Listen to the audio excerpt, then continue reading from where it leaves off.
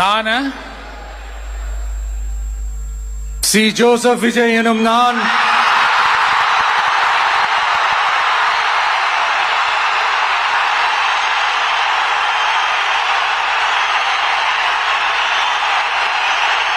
சட்டப்படி அமைக்கப்பெற்ற இந்திய அரசியல் அமைப்பின்பால் உண்மையான நம்பிக்கையும் மாறா பற்றும் என்றும் இந்திய நாட்டின் ஒப்பில்லாத முழு முதல் ஆட்சியையும் ஒருமையையும் நிலை நிறுத்துவேன் என்றும்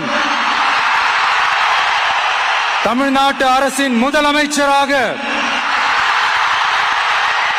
உண்மையாகவும் உளச்சான்றின்படியும் என் கடமைகளை நிறைவேற்றுவேன் என்றும் அரசியல் அமைப்பிற்கும் சட்டத்திற்கும் இணங்க அச்சமும் ஒருதலை சார்பும் இன்றி விருப்பு வெறுப்பை விலக்கி பலதரப்பட்ட மக்கள் அனைவருக்கும் நேர்மையானதை செய்வேன் என்றும் ஆண்டவன் மீது ஆணையிட்டு உறுதிமொழிகிறேன்.